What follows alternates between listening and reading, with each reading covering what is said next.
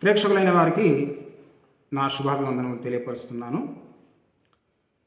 ప్రియమైనటువంటి వారలారా, ఒక రాయిని ఒక ఆకారంలో మలిచి ఇంటి పునాదికి వాడితే తప్పులేదు.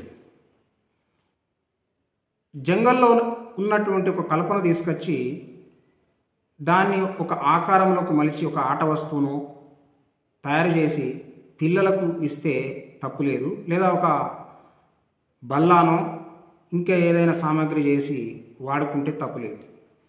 కానీ ఎక్కడ తప్పు అనిపిస్తుందనంటే, ఒక రాయిని తీసుకొచ్చి దేవుడని విగ్రహంగా చెక్కినప్పుడు, ఒక కట్టెను తీసుకొచ్చి ఇది దైవ స్వరూపం అని చెప్పి మలిచినప్పుడు అక్కడ అసలు సమస్య ఎదురవుతుంది.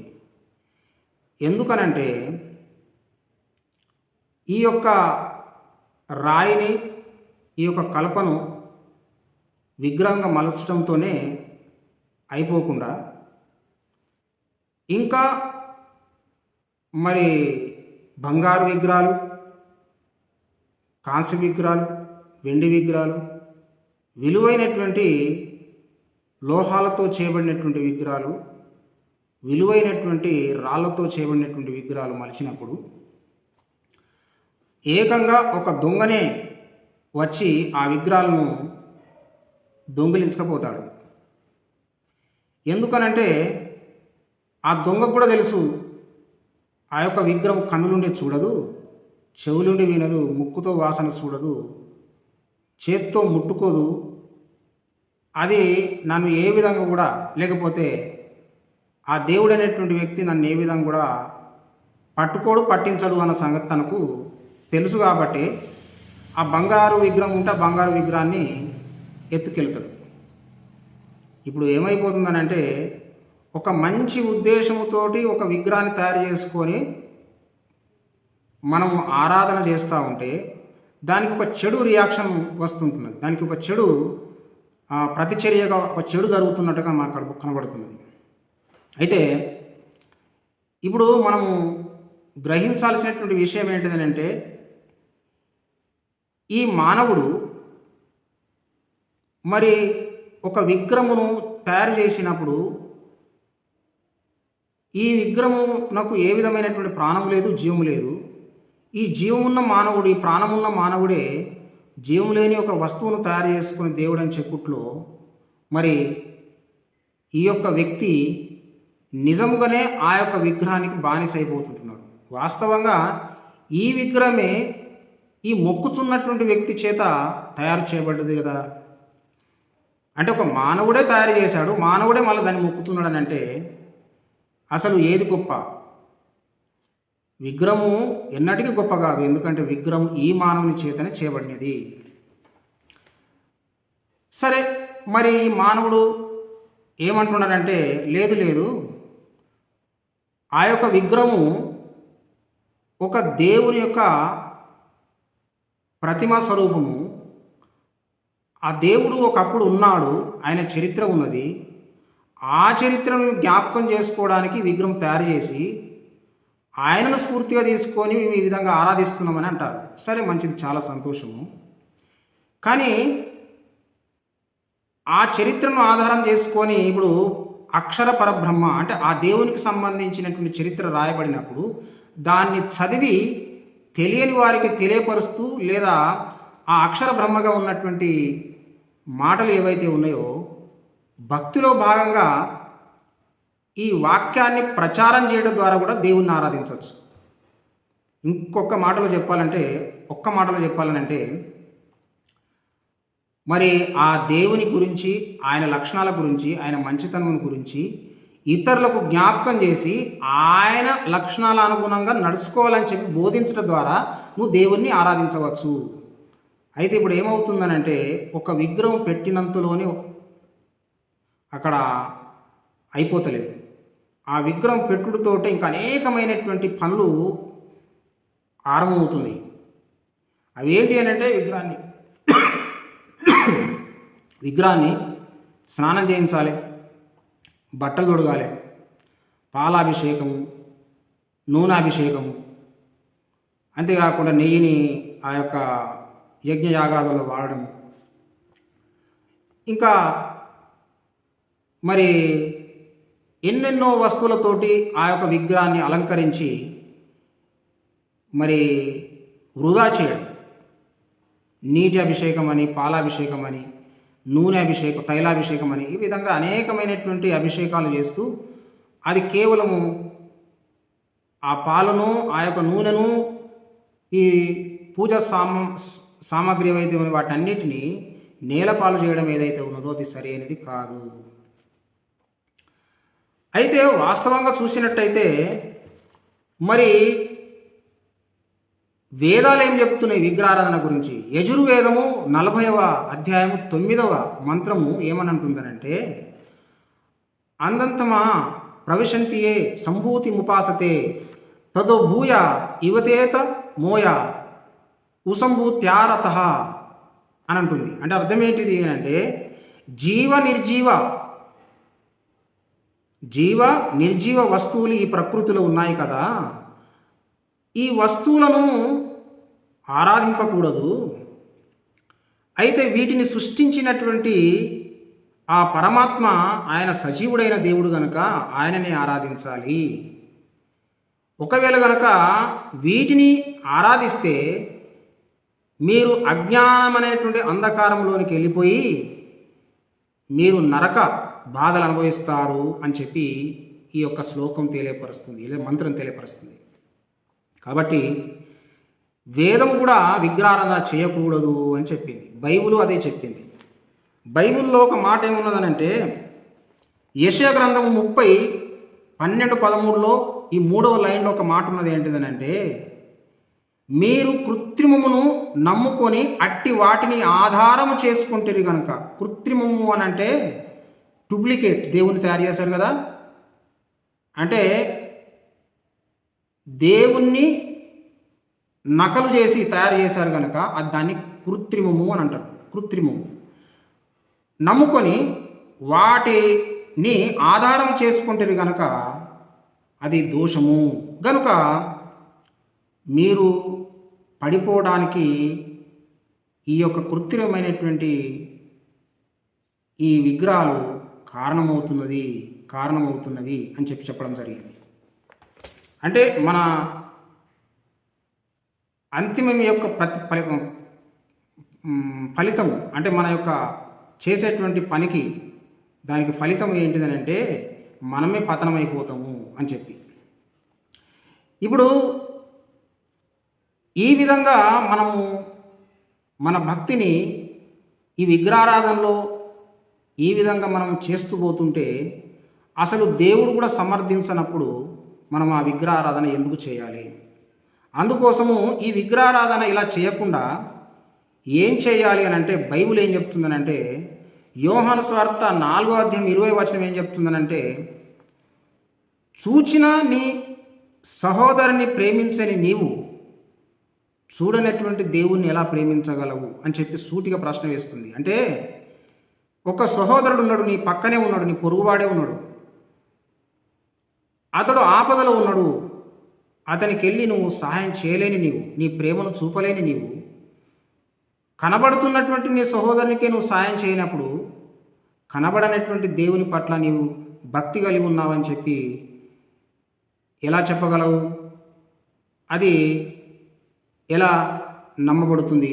కాబట్టి నీ ఎదుటున్నటువంటి వ్యక్తికి నువ్వు ఆ ప్రేమను చూపినప్పుడు, తగిన ప్రేమను చూపినప్పుడు నువ్వు నిజముగానే దేవుని పట్ల ప్రేమ కలిగి ఉన్నావని చెప్పి నమ్మడానికి వీలు పడుతుంది. ఎందుకంటే మత్తయి సువార్తలో కూడా 20వ అధ్యాయంలో యేసుప్రభు అదే చెప్పాడు. చెరసాల్లో ఉన్నటువంటి వాని దగ్గరికి వెళ్ళి అతన్ని చూసి వచ్చినప్పుడు, ఒక రోగగ్రస్తునికి దగ్గరికి వెళ్ళి అతన్ని పరామర్శించినప్పుడు, వస్త్రం లేనటువంటి వాని దగ్గరికి వెళ్ళి వస్త్రం ఇచ్చినప్పుడు, ఆకలి ఉన్న వానికి వెళ్ళి ఆహారం పెట్టినప్పుడు అది ఎవరికో చేసినట్టు కాదు, నాకే చేసినట్టు అని చెప్పి యేసు ప్రభు చెప్తున్నాడు. అంటే ఎవరు ఏ అక్కరతో ఉంటారో వారి అక్కర తీర్చినప్పుడు, వారి ఆపదలో ఆదుకున్నప్పుడు ఆ పని ఏదైతే ఉన్నదో అది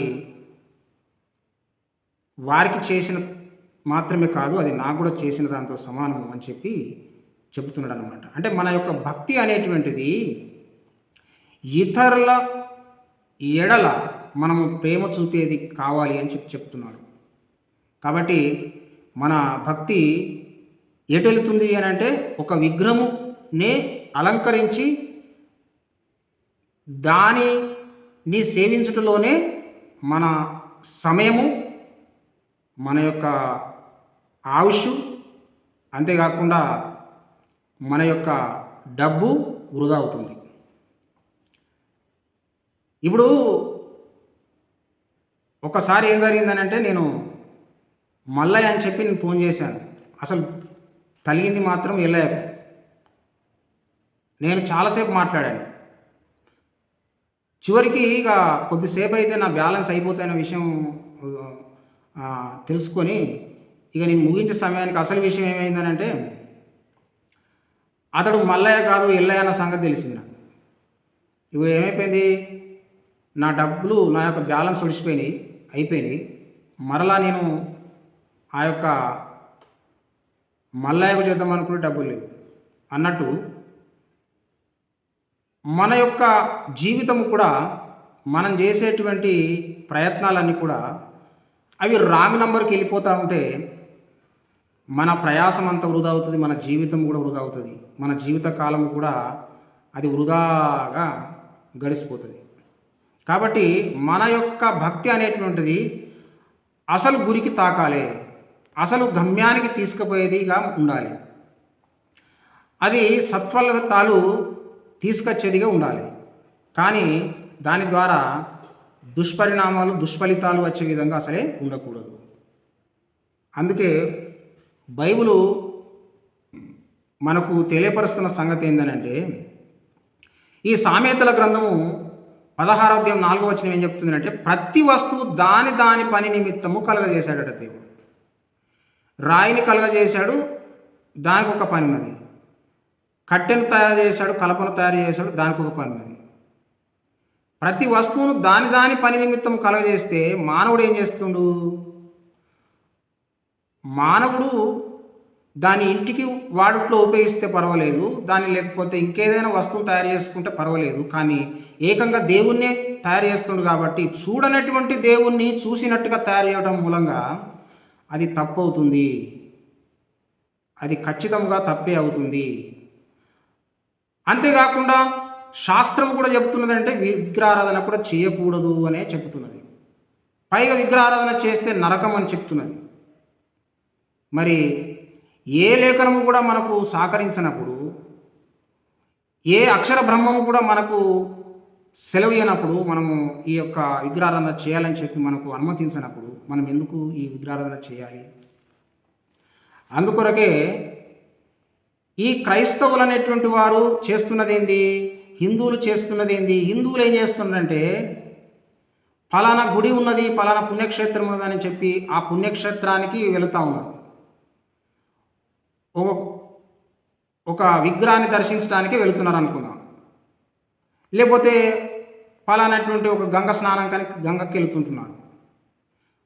ఫలానా గుహలో దేవుడు ప్రత్యక్షమయ్యాడు, లేకపోతే ఫలానా కొండ మీద దేవుడు వెలిశాడు అని చెప్పి వెళుతుంటున్నారు. ప్రకృతి వస్తువులు, లేకపోతే ప్రకృతిలో ఉన్నటువంటి రాళ్ళు రప్పలు, ప్రకృతిలో ఉన్నటువంటి యొక్క మరి గంగ స్నానాలంటూ ప్రకృతి వెంబడబోతూ ఉంటే, ఈ క్రైస్తవులు ఎవరి దగ్గరికి వెళుతున్నారంటే ఏకంగా మనుషుల దగ్గరికే వెళుతున్నారు. మనుషుల దగ్గరికి వెళ్ళి యేసు ప్రభు ఏం చెప్పాడనంటే, నా సంగతులు వాళ్ళకు చెప్పండి రా భయ్,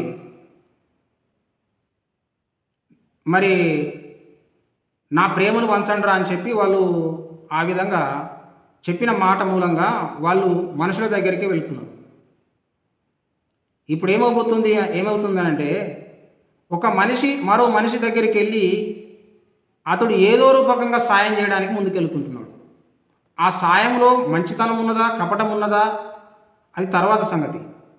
కానీ మనిషి దగ్గరికి అయితే వెళ్ళి ఓ పుస్తకం ఇచ్చో, లేకపోతే ప్రార్థన చేస్తానో, లేకపోతే అరే భయ్ ఇట్లాంటి పాపాలు చేయొద్దు, ఇట్లాంటి తాగుడుకు బానిస కావద్దు, ఇలాంటి మత్తు పదార్థాలు వాడద్దు అని చెప్పి ఏదో 4 మంచి మాటలు చెప్పి ఒక మనిషి మరో మనిషి దగ్గరికే వెళుతున్నాడు. అయితే ఈ భక్తిలో ఏమైపోతుందనంటే, విగ్రహారాధన చేసేటువంటి భక్తులు ఏమైపోతుందనంటే, ఒక మనిషి మనిషి దగ్గరికి వెళ్ళడం లేదు. ఒక మనిషి విగ్రహాల దగ్గరికి, కొండ గుహల దగ్గరికి, రాళ్ళ రప్పల దగ్గరికి, లేకపోతే ఏటిలోకి, కాలువలోకి, సముద్రాల్లోకి, లేకపోతే ఈ విధమైనటువంటి ప్రకృతిలో ఉన్నటువంటి వాటి దగ్గరికి వెళుతూ ఉంటున్నాడు మానవుడు. అందుకోసమే క్రైస్తవత్వం ఏంటిదని అంటే, నిన్ను వలె నీ పొరుగు వారిని ప్రేమించు. ఒక మనిషి మరో మనిషిని ప్రేమించాలన్న మాటతో ఇతనికి మంచో చెడో ఏదో ఒకటి ఈ క్రైస్తవుడు మనిషి దగ్గరికి వెళ్ళి మనిషికి పంచుతున్నాడు. అయ్యో మంచో చెడో అది మీరు నిర్ణయించుకోవాలి. కానీ హైందవుడు వేరే మతస్థుల దగ్గరికి కానీ, వేరే ప్రజల దగ్గరికి కానీ, వేరే ఎవరి దగ్గరికి వెళ్ళకుండా రాళ్ళు అంటూ, రప్పలంటూ, ఈ విగ్రహం అంటూ, ఆ విగ్రహం అంటూ, ఆ కొండ అంటూ, ఈ కొండ అంటూ ఇట్లా వెళుతున్నాడు. కారణంగా ఇప్పుడు హైందవంలో నుంచే క్రైస్తవంలోనికి, ఆ హైందవంలో నుంచే ఇస్లాంలోనికి, ఇంకా తక్కిన మతాల్లోనికి వెళ్ళిపోతుంటున్నారు. అందుకోసము మతం అన్నది మానవుని కోసం కావాలి, కానీ మానవుడు మతాన్ని కోసము చేయబడలేదు, లేకపోతే మతానికి బానిస కాకూడదు. దేవుడి మాటలు దీవించి ఆశీర్వదించును గాక. ఆమేన్.